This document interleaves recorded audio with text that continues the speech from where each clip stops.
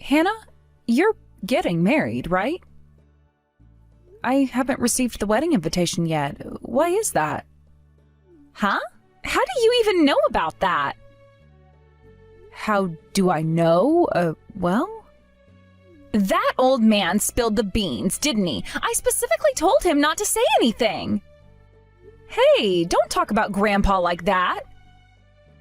What's wrong with calling him an old man? He's getting up there in age, isn't he? Honestly, you have such a foul mouth. I can't believe someone with a mouth like yours is even able to get married. And who are you to talk, Miss Spinster? You're still single, right? And at your age, too. Isn't that just sad? Well, excuse me, I've been focusing on my career. But still, why didn't you tell me you were having a wedding? Oh, I guess I forgot. Excuse me? I mean, I didn't think it mattered to you anyway. Even if I told you, you wouldn't show up, right? Why bother? It's my little sister's wedding. Of course I would come to something so important. Yeah, sure, you say that now, but you've never once shown up to anything important for me. Every single time, it's always, oh, I'm too busy with work, or sorry, I can't make it. You work as a janitor, right? What is that even worth? A job like that doesn't pay much, does it? A bottom of the ladder stuff. That's... Seriously, with just a high school diploma, what else can you expect? You can only land those dead-end jobs. And how many times have you bailed on me in the last month? I can't even count. I didn't bail. If I couldn't make it, I told you clearly in advance. Sure, when I first started working right after high school, I was really busy. And yeah, I couldn't make it to a lot of your events. But it was for you. I worked myself to the bone because I wanted to support you. I never asked for that. Hannah... I mean, you're the one who decided to start working out of nowhere. Don't go acting all high and mighty, pretending you're doing it for me. It's so fake. I know the truth. You just wanted to hide the fact that you were too dumb to get into college. That's why you're using me as an excuse. I see through it all.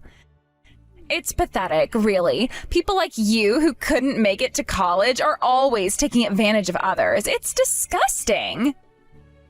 I see. You must be feeling pretty stressed out with the wedding coming up. It's clear we can't have a proper conversation while you're in this mood. Let's talk another time, okay? I'll call you later. Hannah, what is going on here? Huh? What do you mean? I'm really busy today, you know, with my wedding. So please don't bother me with pointless things. There's no seat for me at your wedding. I don't see my name on the guest list. Wait, what? Hold on a second. Why are you even here? Why am I here? Grandpa invited me since I'm representing the family. What? Oh, that makes no sense at all. You weren't even invited, and yet you just show up like this? Seriously? Do you honestly think there would be a seat for you? Wait, what do you mean by that? Come on, think about it.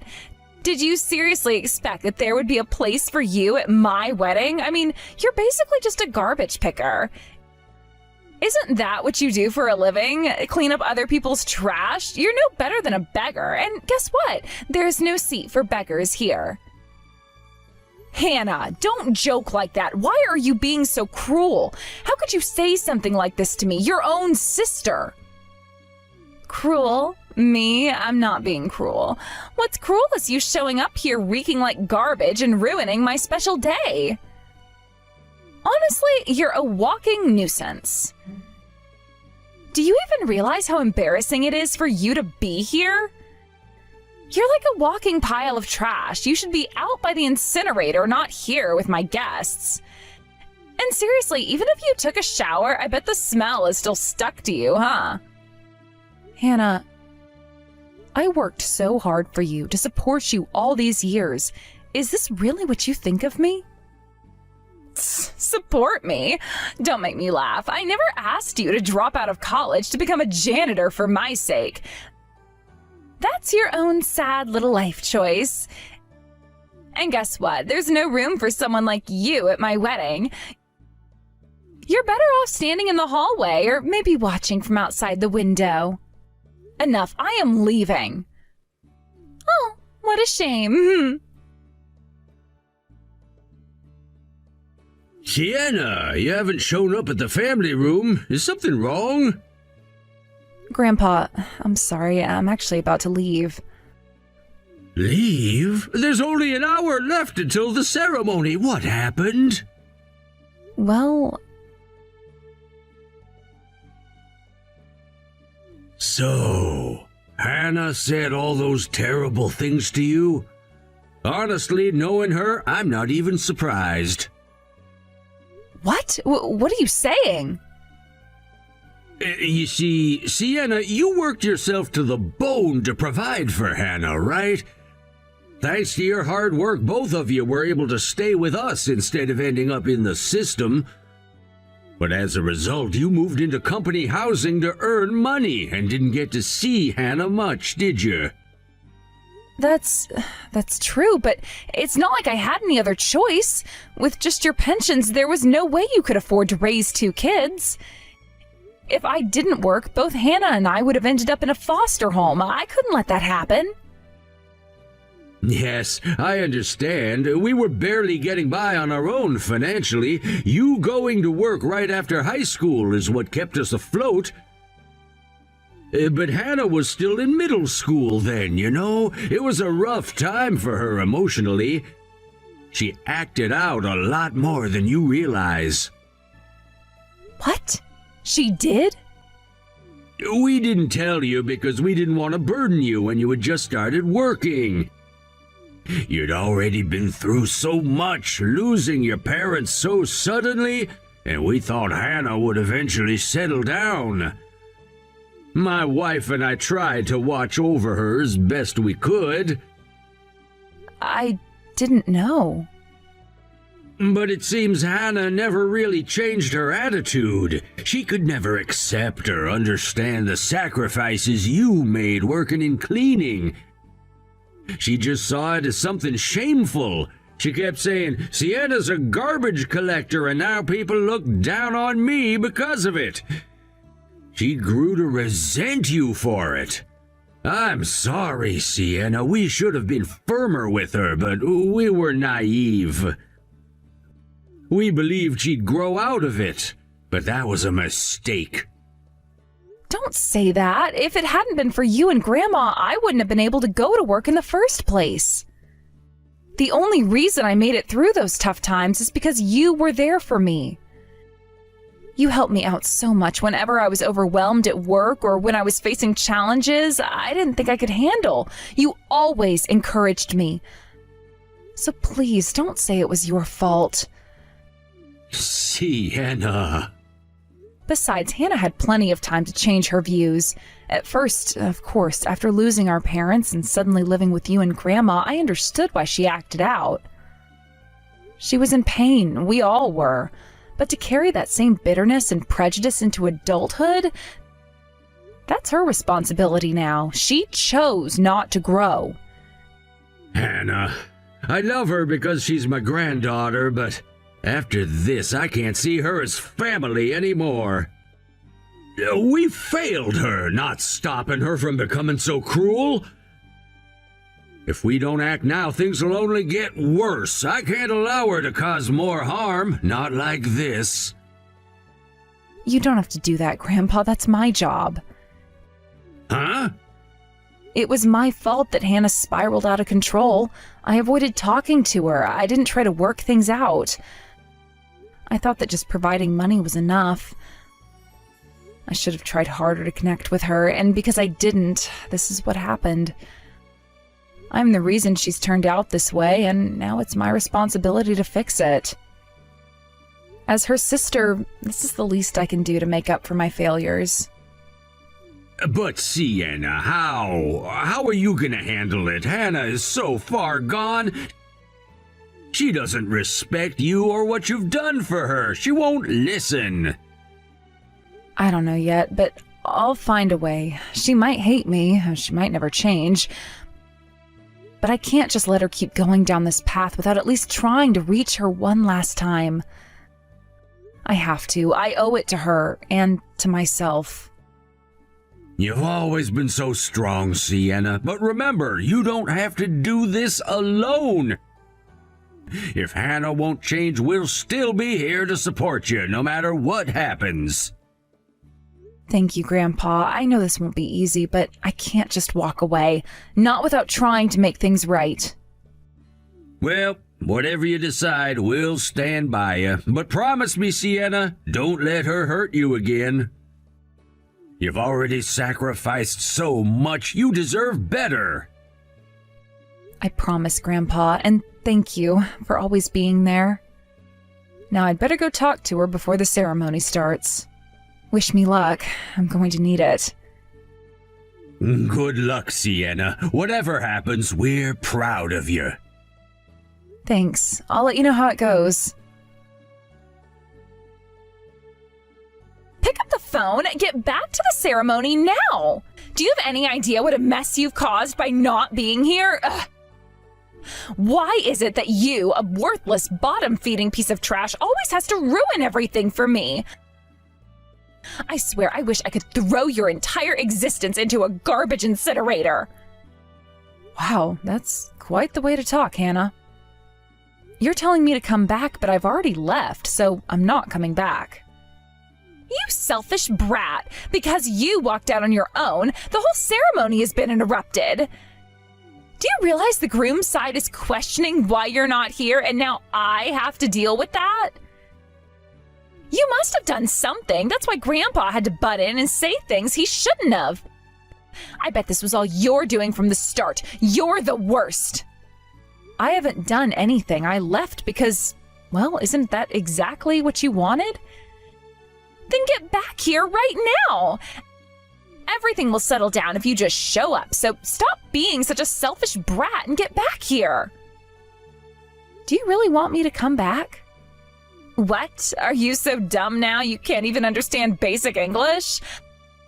I've been telling you to get back here, you pathetic, low-life piece of trash. Is your head so full of garbage that you can't even understand that much? I am honestly shocked. It's amazing how much venom you can spew. I can't believe my little sister has turned into such a monster. What did you just say? Anyway, I'll come back to the ceremony. But I'll be doing it for the sake of the other guests. You've caused them enough trouble already. I guess it's time I made sure you learn a lesson. Because up until now, no matter how many times I've had to clean up your messes, you never learned anything. What are you even talking about? Just stop ruining my wedding, you pathetic bottom feeder. Just get over here already. Understood. But I'll ruin the wedding. This time, it's my turn. You're really saying unnecessary things. Right now, you should apologize for lying and kneel before my husband. If you do that, maybe I'll still let you off with just a $30,000 settlement. No one would believe a lowlife like you anyway, but just come and correct it quickly before the public gets the wrong idea. I came back as you said, and yet you're treating me like this? It's because you're doing such strange things. I told you to come back. I didn't say to hurl insults. A lowlife like you should just bow your head and keep quiet. Why are you so angry? Of course I'm angry. My husband is the president. He is not someone a lowlife should even be speaking to. Aren't you embarrassed to spout off such delusions without even realizing that? Well, if someone is the president, they wouldn't say something rude to someone who practically paid for the wedding. Besides, the event has already been canceled and the guests have gone home. Huh? What do you mean by that? The money for the ceremony was provided by our grandparents. That's what I wanted to talk about. All the costs for this wedding were covered by me. I heard that you were begging your grandparents for money. For me, it's my little sister's wedding as she's marrying into another family, and I thought since this is the last time, I would cover the expenses. While our grandparents said they would pay, they also need money for their hospital bills. Why are you paying for it? Although I've been busy and hardly able to see you, you are still my adorable little sister in my eyes. I had no doubt about paying to celebrate your wedding. But the cute little sister I once knew is nowhere to be found now.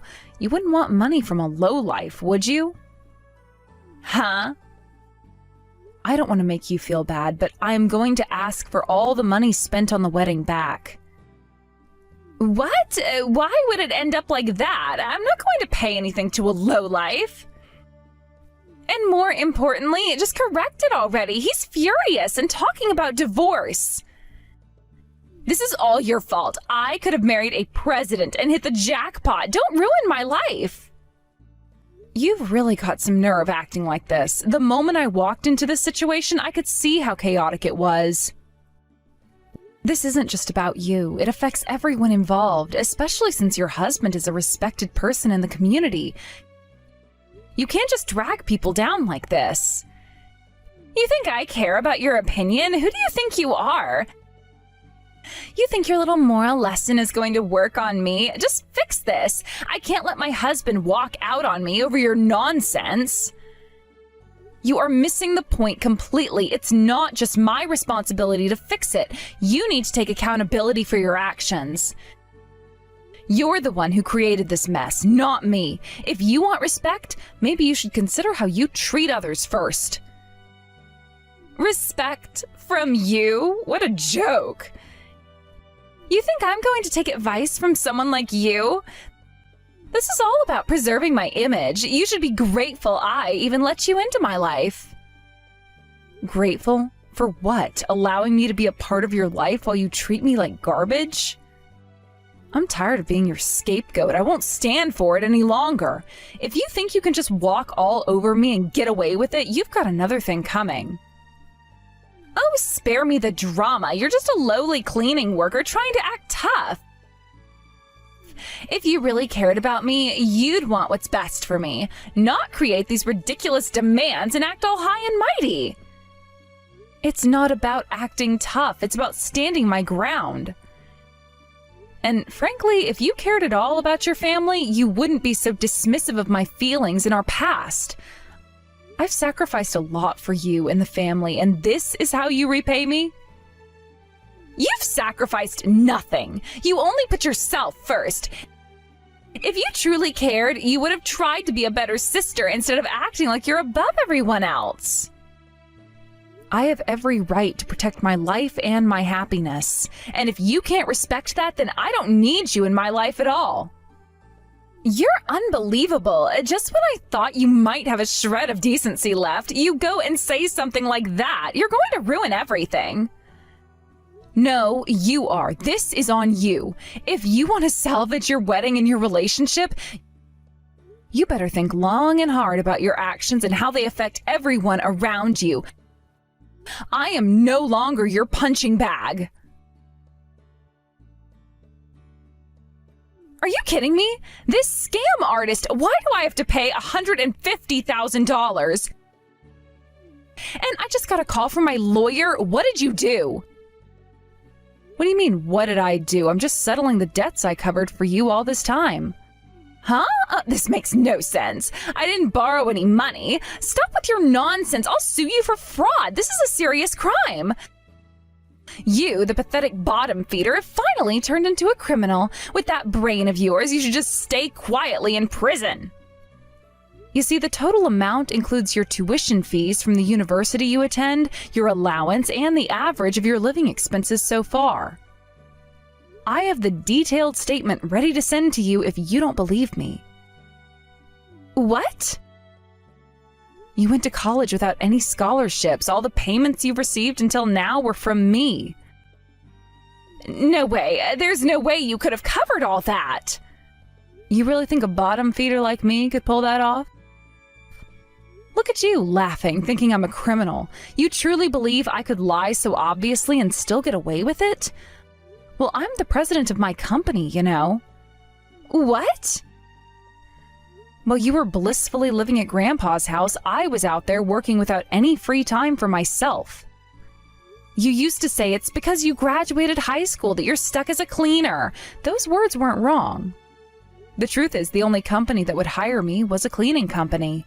Of course, you're just trash in society. Honestly, there were times when I worked from morning until night and collapsed from exhaustion. I've cried for wanting my own time. But as I kept working hard at the cleaning job, I started getting recognition from those around me. That's how I got where I am today. But why is a bottom feeder even a president? That's absurd. You don't have the knowledge to run a business. True, I didn't have it at first, but after working for about 7 years, one of my mentors started his own company. He offered me the position of co-owner because he recognized my skills. What? How did you get involved in something so incredible? You gain trust when you've worked in the same place for 7 years, but when I got that offer, I was worried. I was just 25 years old, and after a lot of thinking, I decided to consult Grandpa about it. So Grandpa knew about you? Yes, but I asked him to keep it a secret. There was a chance things might not work out, and I didn't want him to worry. I thought he might discourage me, but he said, if you're young, it's okay to make mistakes. If anything goes wrong, your grandpa and I will protect you. And that's how I ended up here. I can't believe you're a president. That company is bound to go under. It's not as easy as you think, so I'm not running the business myself. Huh? Even though I'm technically a co-president, I'm mostly focused on training employees. Training people is part of what being a president entails. So you're not even doing the cleaning job anymore? I'm not on site anymore, no, but maybe I'm still carrying the scent of it. Honestly, the things people have said about me have left me bewildered. I haven't heard any of that. It's your fault for not denying it. You know, there is no such thing as a bottom-level job. I feel sorry that you've grown up to be someone who looks down on others to this extent. After this incident, I doubt anyone would want to marry you when they see how you act. The debt from my claims and your damages will be enormous. But that's what you deserve. If you hadn't tried to exclude me from the wedding, things wouldn't have turned out this badly. You've got to be kidding me. I never even considered you my sister. You worked on your own, made your own money, and now you're the one throwing a tantrum like a child? Besides, I'm a grandchild too, you know. Grandpa and Grandma are on my side. We've lived together for so long, even if you contributed money. I've been there longer than you, so I must be more important. That's why Grandpa will help me. You think so? You really believe that? Just because you lived with them for a longer time doesn't automatically make you more special. Life isn't about quantity, it's about the quality of the relationships you maintain. The way you're treating me makes it clear you don't understand that at all. You can't talk to me like that! What do you think you know about my life? You've been absent most of the time. I may not have been there physically, but I was always concerned for you. I worked hard so that you could have a better life. The sacrifices I made were for your sake, yet you're here treating me like garbage. It's disheartening. You're the one who's pathetic. Just because you worked hard doesn't mean you can look down on me. You made your choices, and I didn't ask for any of this. Maybe you didn't ask, but I did everything I could to help. I took the burden of our lives. Now it's your turn to take responsibility. You can't keep blaming me for your failures. This is ridiculous. You're just trying to shift the blame on me. No, Hannah, I am pointing out the reality. The way you've behaved shows a lack of maturity. You're living in a fantasy world where everything revolves around you, and that's not how the real world works. I'm done talking. I don't need your advice or your pity. Fine, but know this, life has a way of catching up with you. You can continue living in denial, but it won't last forever. You'll have to face the consequences of your actions eventually. I don't care. I'll make sure you pay for this. If that's what you want, go ahead, but just remember, I'm not the enemy here. I've always been on your side, even if you don't see it. You have never been on my side. You're just jealous of my life. Jealous? No, I'm worried. I'm worried that you're losing sight of who you really are. This isn't the Hannah I grew up with. She was strong, capable, and loving. I want to see her again. She's gone, and she's never coming back. That's not true. She's still there, buried under all the anger and resentment. You just need to dig deep and find her again. It's never too late to change, Hannah. Grandpa, Sienna's bullying me. I don't get it. If this keeps up, I'm going to end up in debt. You wouldn't want your adorable granddaughter to be in debt, would you? So please, give me some money, just like before. Enough already, Hannah. It's time you understood the truth. We were wrong to spoil you. You need to handle this on your own because it's all self-inflicted. Huh? Why? You've always helped me before. We've explained many times that it was Sienna who helped you. I thought Grandpa was just lying to protect Sienna's image. Remember when you caused trouble at university, or when you got involved with a married man? It was Sienna who covered the settlement money and the compensation. We've shown you the documents, too. Did you think all of that was fabricated? Yes, because Grandpa, you were always favoring Sienna. It was always about her achievements while trying to make me feel indebted. You think so? I don't see it that way. You've looked down on Sienna for a long time. That's not true. I never looked down on Sienna. If she had a proper job, I would have respected her. Stop lying. When you got into trouble and needed money, what did you say? You complained, there's no way I'm taking money from someone beneath me. That's my grandparents' money. You said that clearly. Well, that's... I love you as my granddaughter, and you're my daughter's legacy. I've tried to raise you well, but I can't help but think that we've failed, allowing you to become someone who causes trouble and doesn't care for her sister. If we keep bailing you out, it won't do you any favors. It's time you learn to live on your own. Huh? I'm cuter than Sienna, so I should be treated better.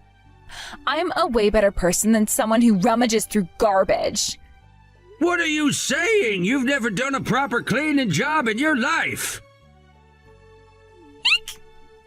You seem to look down on cleaning staff, but your mother was a cleaner. You know that, right? Well, that's... Disrespecting cleaning jobs is the same as belittling my daughter. I won't allow anyone to insult my daughter or my granddaughter any further. I'll sever ties with you.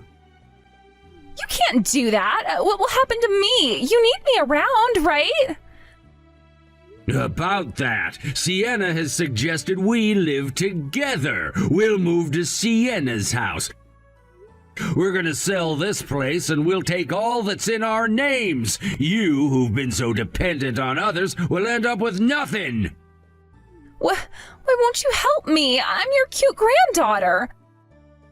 Don't you think grandfathers would do anything for their grandchildren? Help me out.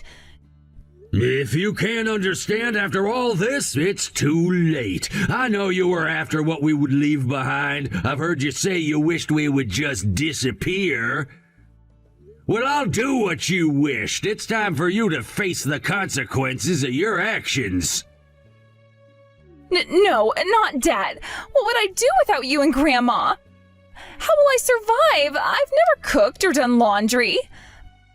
You've relied on others your whole life, and now you have nothing to show for it. What's left for you is only debt. A truly unfortunate life, I must say.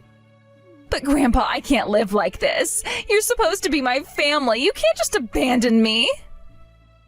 I'm not abandoning you. I'm trying to teach you a lesson. You need to learn to fend for yourself, Hannah. We've been too lenient, and it's time for a change. This isn't fair. You were supposed to support me. I'm still your granddaughter, and I deserve some help. Deserve help? You've squandered every opportunity we've given you. It's high time you recognize the mistakes you've made. I didn't ask for this. You can't just decide my fate. I'm begging you. The only person responsible for your fate is you, Hannah. You've made your bed and now you must lie in it. But I'm scared. I don't know how to survive on my own. I need you. Everyone faces challenges in life. This is your chance to grow up and take responsibility. We've done enough to help you. Now it's your turn to step up. I can't believe this is happening. You're supposed to love me unconditionally. You can't just throw me out like this. Love isn't about enabling poor choices. It's about guiding you to become a better person. And that means facing the reality of your actions. This is so unfair. I didn't choose to be in this situation. True, but you made choices that led you here. It's time to accept the consequences and learn from them. Grandpa, you're going to be moving in with us soon, right? I'm heading over to help with the preparations for the move. No, that's all right. There isn't much to move, so it's not necessary. What do you mean? I'm gonna burn everything that reminds me of Hannah. The luggage will be minimal. You really don't have to go that far. This is a form of closure. Hannah, she resembles your mother so much that I couldn't be as strict with her. I was too afraid of repeating past mistakes and trying not to make the same errors. It seems I've ended up making another one. What do you mean by that?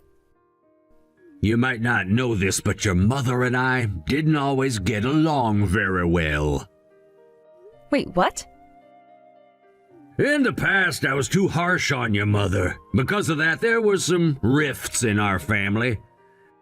I thought it was better to be less strict this time, but I ended up being too lenient. I keep making mistakes.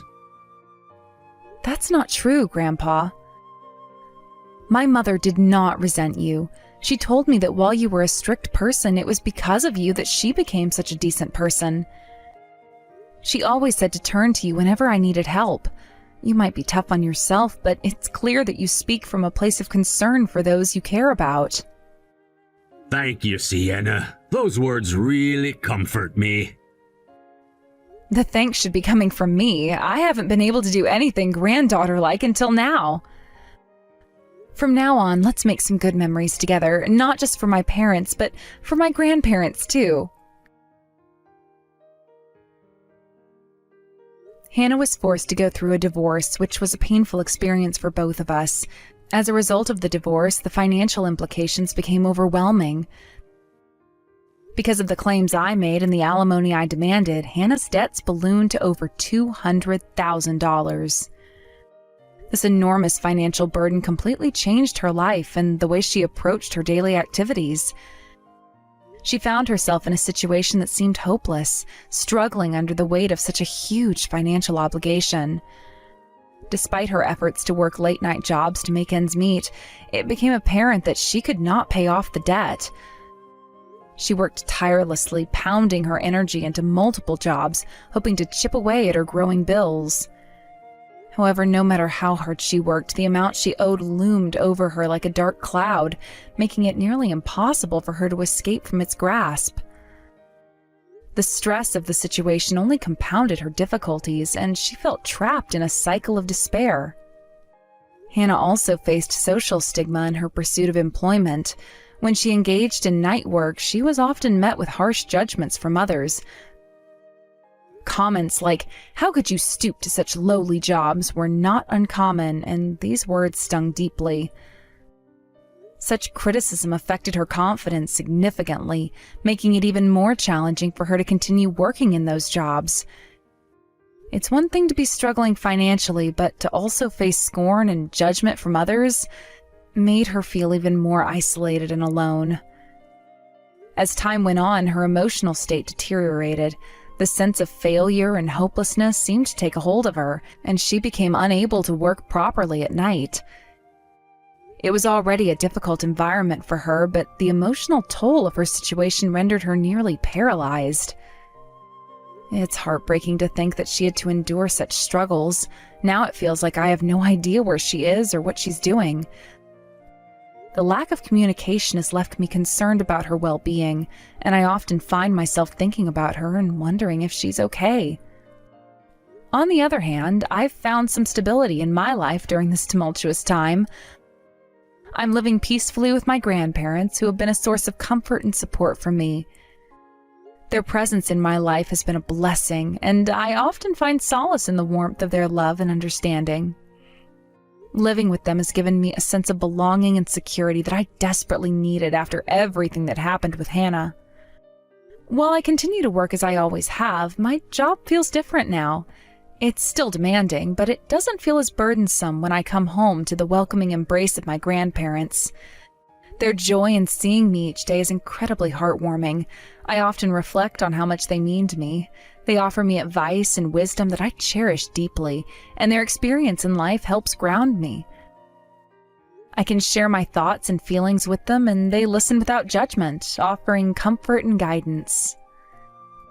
Their encouragement reminds me that no matter how difficult life gets, there is always a light at the end of the tunnel. They have lived through their share of struggles and have come out stronger on the other side, and their resilience inspires me to keep pushing forward.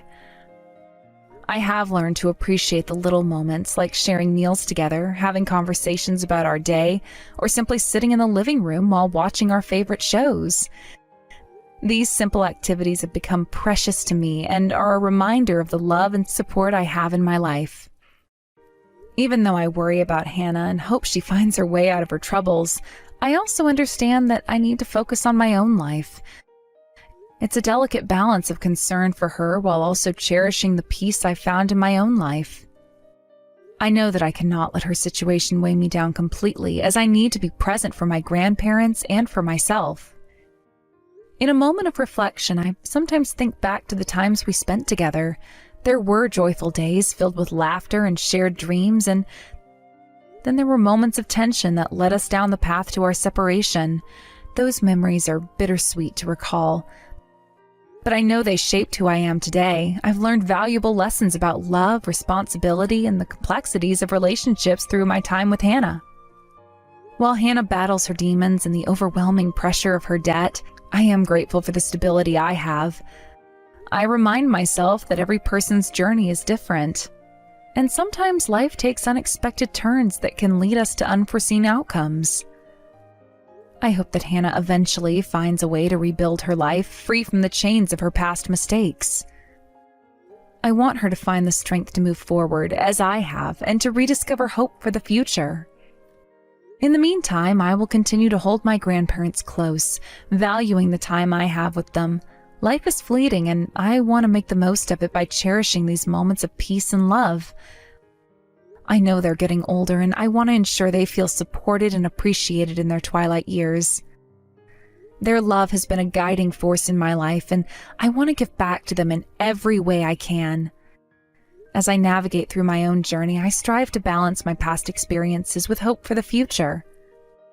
I want to honor the lessons I've learned while also embracing the new opportunities that life presents. Every day is a chance to grow and evolve, and I am determined to make the most of it, no matter what obstacles may come my way. I also reflect on the importance of self-care during this challenging time. I've started to engage in activities that bring me joy and help me unwind.